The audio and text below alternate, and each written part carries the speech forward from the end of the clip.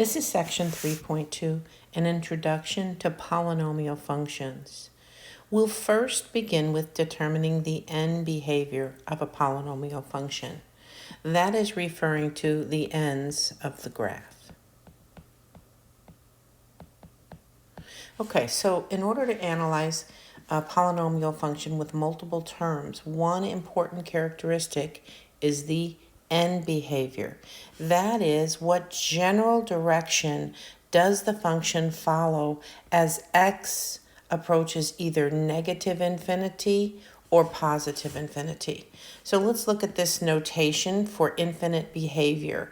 So we will be looking at as x approaches infinity and as x approaches negative infinity. And x becomes infinitely large in both directions, either positively or negatively. Now, what about the y values? As y approaches infinity, that means f of x approaches infinity, that's when the y value becomes infinitely large in the positive direction. And likewise, as f of x approaches negative infinity, that's when y approaches negative infinity and gets infinitely large negatively. So let's take a look at the general function, the general form for a polynomial function. And as you can see, we have coefficients multiplied by powers of x, coefficients multiplied by powers of x, and so forth. The big concept here is to make sure you know how to find that leading term, okay? This leading term right here, that's our leading term, has the highest power of x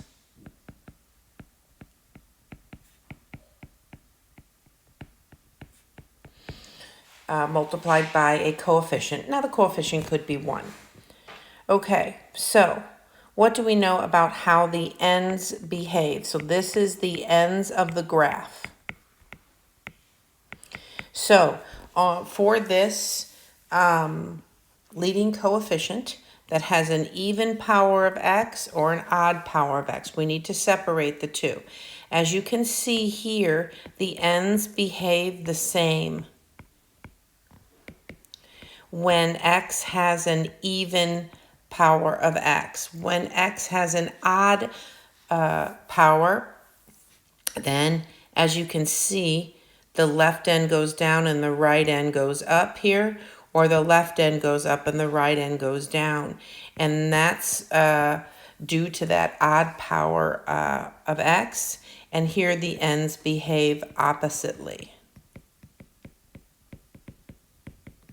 Okay, so if you can see here, if the leading coefficient right here, this is what we call the leading coefficient, a sub n. If that leading coefficient is positive, then both ends will go up. If this leading coefficient is negative, both ends will go down. Okay, that one's not too difficult to remember. However, when we have an odd power of x and the leading coefficient is positive, that left end goes down and the right end goes up. You could think of that as a line with positive slope or a line with negative slope, looking at how those ends behave. So let's go ahead and try a couple and see how we do. So in number 1, we definitely have an odd degreed. 5 is odd. So if we can just go ahead and write that leading coefficient down. So what do you notice? You notice that the leading coefficient is positive and that power of x is odd. So with that, that means left end down and right end up. Okay, let's do the same thing. We do have to simplify this just a bit. And as you can see, let's go ahead and take care of this term right here first, okay? So we have x plus 1 times x plus 1 times x plus 1. So we'll hold off on this one and we'll just multiply the second 2. And then we'll bring that x in, and then bring the 1 in. Okay? And then we will combine like terms.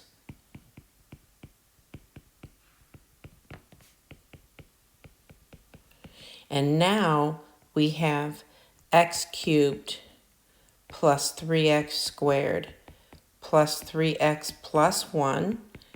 And let's go ahead and distribute that x.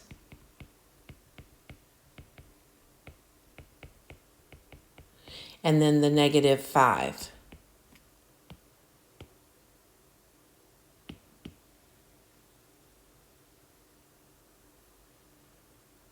And I'll grab that too. Okay, and then negative 5x cubed minus 15x squared minus 15x minus 5. Okay.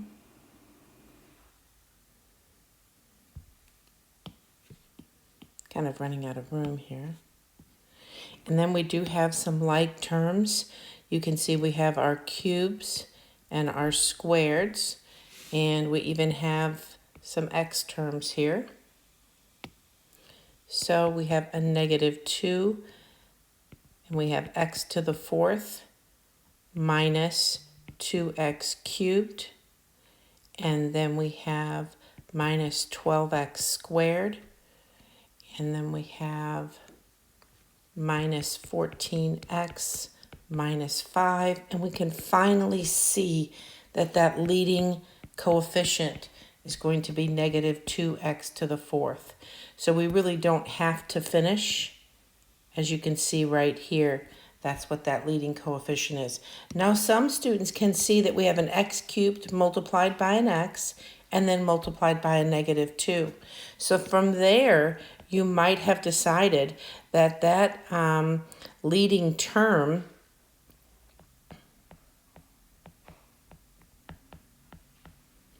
right there was a negative 2x to the 4th. So you may not have had to go through all of this.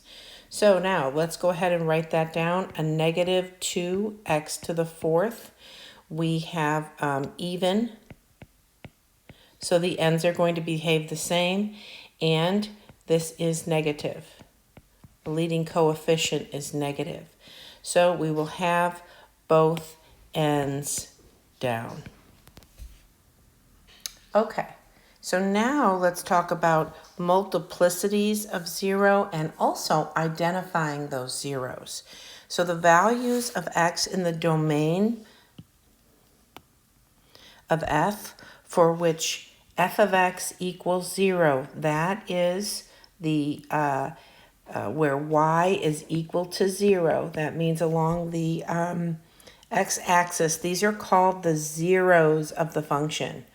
And these are the real solutions, or also known as roots, which solve the equation f of x equal to 0. And those are our x-intercepts of the graph, okay? So how are we going to determine our zeros here? There's lots of ways to factor, but here we have 4 factors. So we'll factor by grouping. 4 terms. So we'll factor by grouping.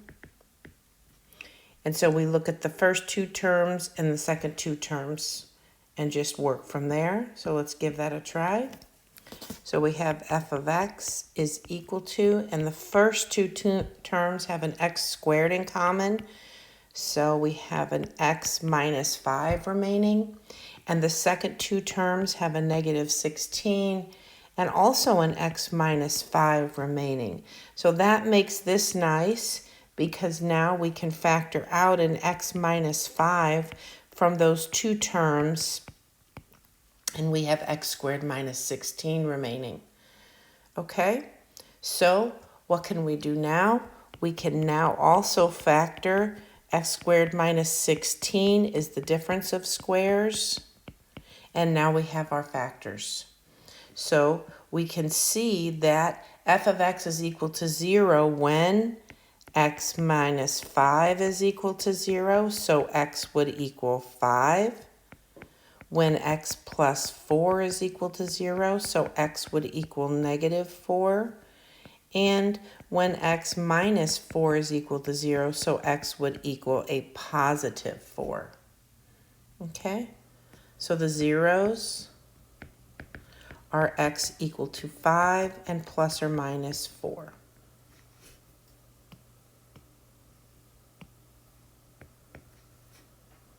Okay, so this is already factored.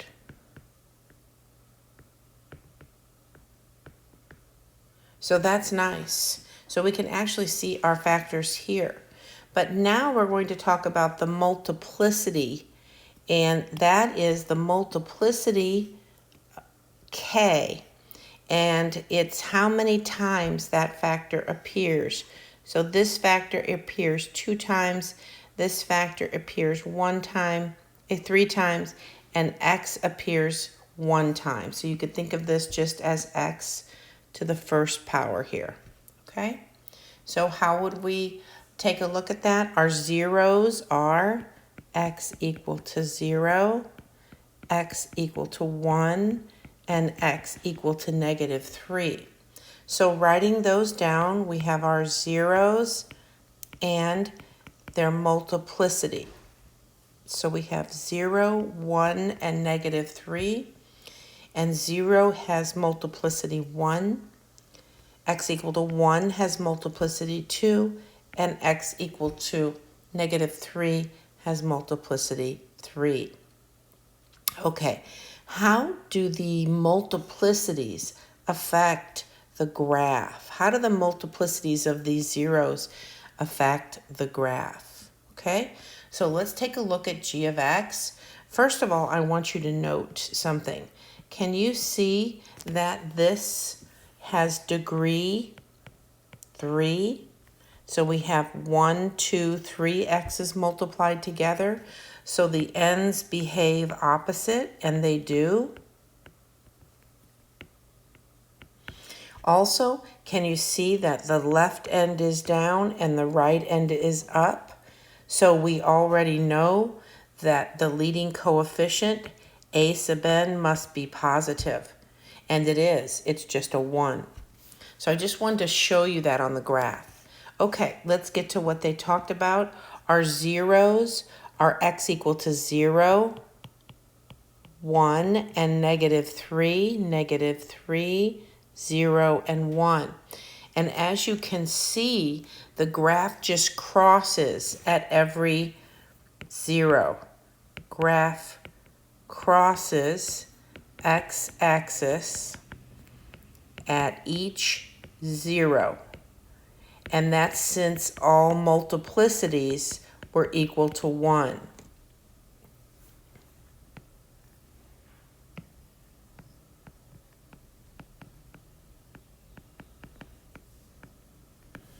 Okay, take a look at this graph now.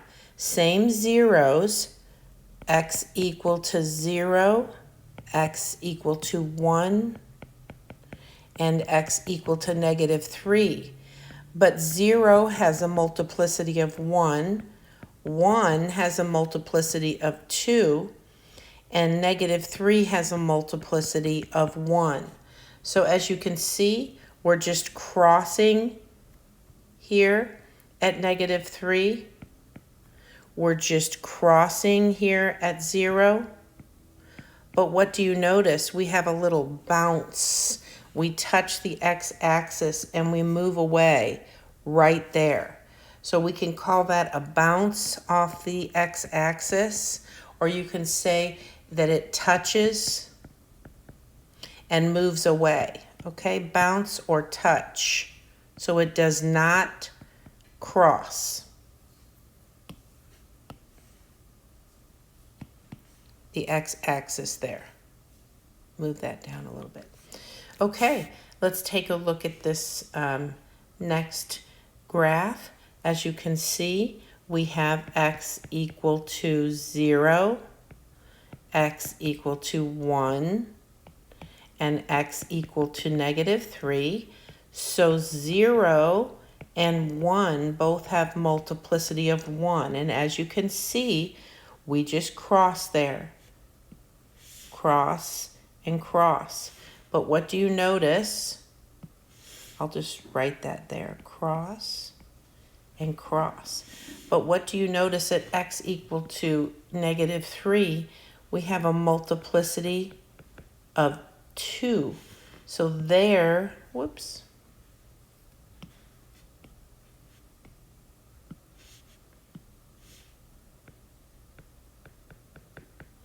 So there we are going to bounce, or you could say touch and move away.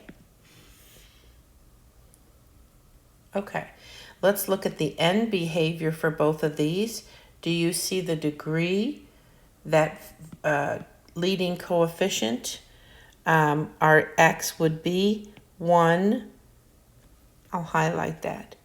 1, 3, 4, because both of those are 1. So that would be degree 4. So the leading coefficient is 1. So that's why both ends are up.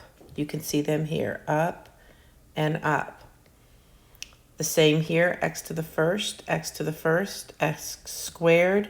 So n is 4. That leading coefficient is 1. And again, both ends are up. Okay. Let's talk about even and odd multiplicities when they are higher than 1 or 2.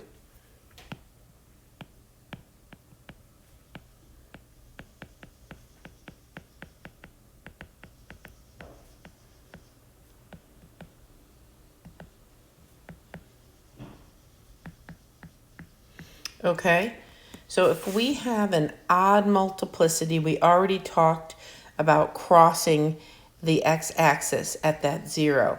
And an even multiplicity, we will just touch or bounce off of the x-axis. So if these become even higher than that, we will have a little bit of a stall. And as you can see, we have a degree 3 here. And so when we have degree equal to, or why don't we put greater than or equal to 3, we will cross and stall a little bit. And when n is greater than or equal to 2, we will stall and bounce. And you'll be able to see this on the graph. Okay, so let's go through these zeros.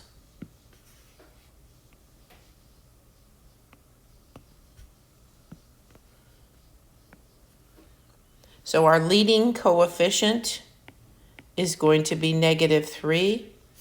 Our degree is going to be 6. 2 plus 1 plus 3.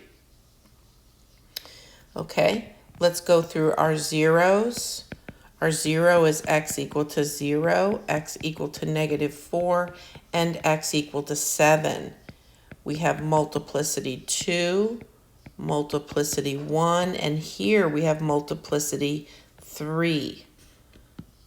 So multiplicity 2, we're going to bounce or touch and move away.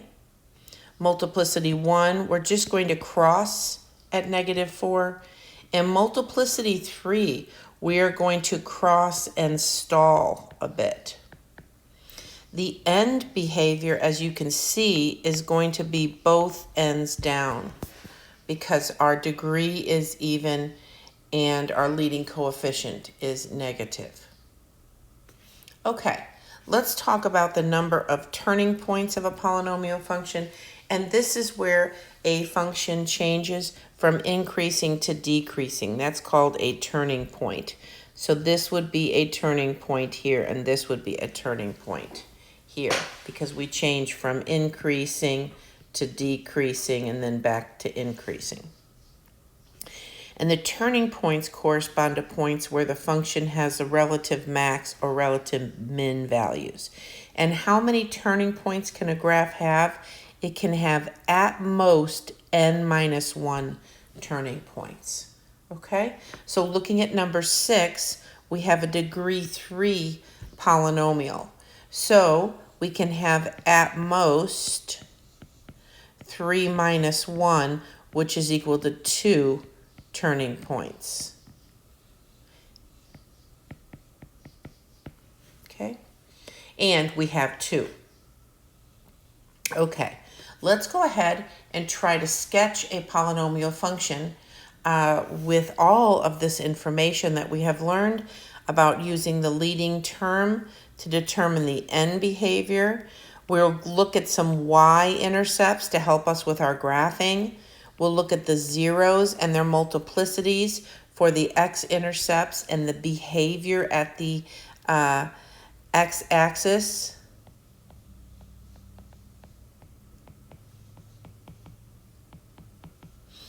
Plotting the x and y intercepts, sketching the behavior, and making those connections with multiplicity. We can also test for symmetry and add a few more points if we need. So we're asked in number 7 to sketch this function, and as you can see, we will take a look at our powers of x. You can see that this is going to be x to the 4th. So we have a degree 4, and the leading coefficient is 1. So with these, both ends are going to be up. How many turns? So we have 4 minus 1 equals 3. So at most 3 turns. Our intercepts, if we wanted to find our y-intercept, we'll let x be 0.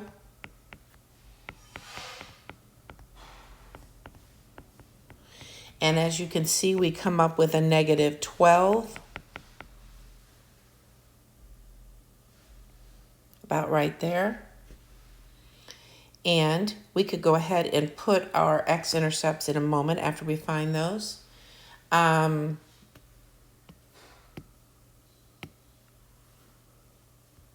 So our x-intercepts, if we have 0 equals,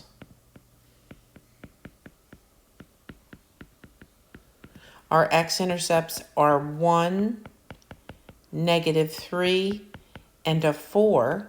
1 has a multiplicity of 2, and then these remaining zeros have a multiplicity of 1.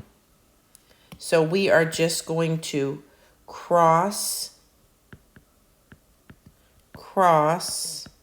and touch or bounce, okay?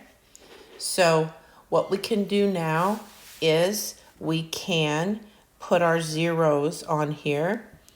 X equal to 1, x equal to negative 3, and x equal to 4. And we said that both ends were up. And we also said that we would cross at negative 3, and we would bounce here at 1, and that we would cross at 4. So how much lower does this go, and how much lower does this go? Well, we could pick a point. So for these question marks, we could pick a point. It really doesn't have to be that particular. But let's try f of negative 2 here to see what this point is. And plugging negative 2 into the function, we'd have negative 3 squared, 1, and times negative 6. And let's see, plugging a negative 2 in, we would have negative 3 squared, a 1, and a negative 6. And if we multiplied that out, we would have a negative 54. So it'd be about right here. Whoops. So that point -2, -54 is on the graph. So 54 would be about right here. So now we could just come down here. Whoops.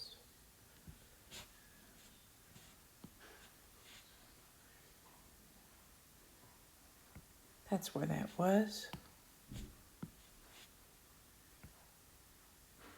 And now we could go ahead and bring this down through here. And remember, we're going to come around like that. And now we could check in this other place. We could pick a point, maybe f of 3. And plugging 3 in, we would have 2 squared multiplied by 6 multiplied by a -1. And that comes out to -24. So erasing our question mark. And we would have -24 when x is 3. About right here. So now we could come around like that. So it makes the graphing a little bit easier if you can pick a point. And there you have it. Okay, let's sketch one more function and see what we have here. So our degree is 3, keep that in mind. The leading coefficient is negative.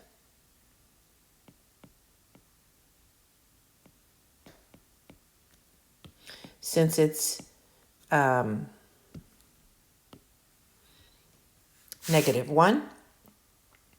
So what does that mean? Degree 3, negative, that would be left end up and right end down.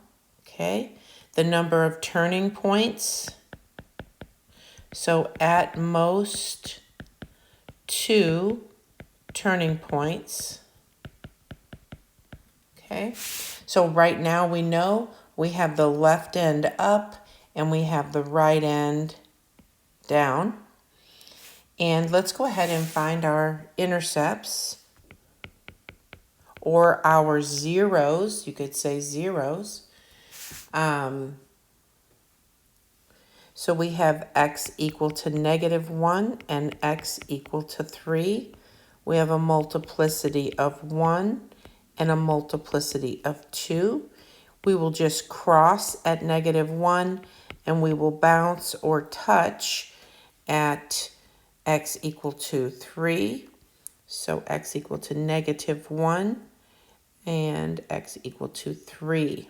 Okay, so we must have to have the graph do this here since we have to connect with coming down. Okay, and if we can only have at most 2 turning points, we know that we're going to have to come out of the graph like that. Maybe I should turn it a little bit.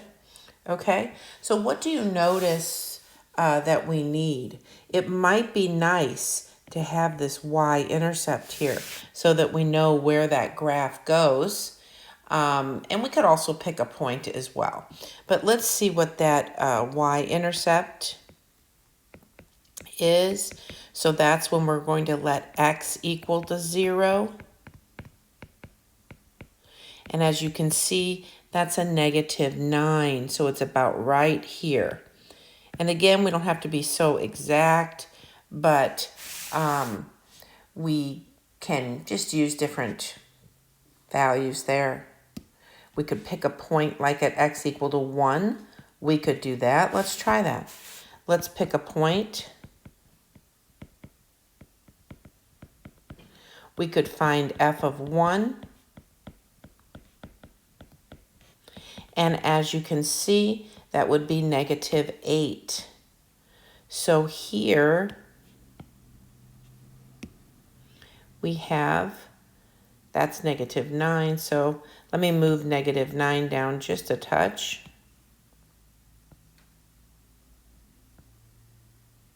And now we can go ahead and draw our graph. Okay? So it looks something like that. And I can erase this left end down and this right end up. And just bring that down like that. Okay, that concludes this. Oh, we do have one more problem. The intermediate value theorem we need to introduce. And the intermediate value theorem states that if we have a polynomial function, and of course we're going to say a is less than b so we can talk about the y values for a and b. If they have opposite signs, then we must have at least 1 0 on that interval a to b. So it guarantees a 0 if the y values at the endpoints have opposite signs.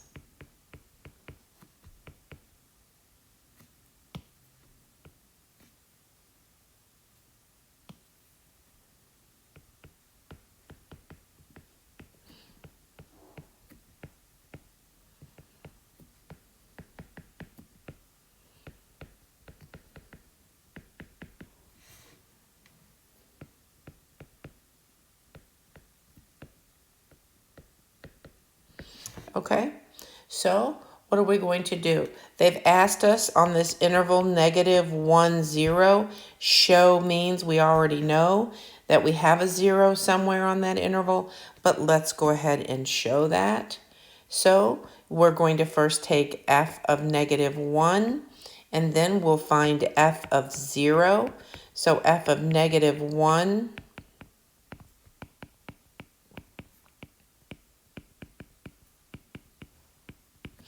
and if you compute all of that out, you're actually going to get a negative 12. You can pause the video and just see if you get what I got. A 0 is a little bit easier because it's 0 cubed minus 13 times 0, 33 times 0. You probably didn't have to write anything out except saying that you have 35. So one of the y values for this endpoint is negative, and the other y value is positive. They are opposite in sign. Therefore, there is at least, so one or more, but at least one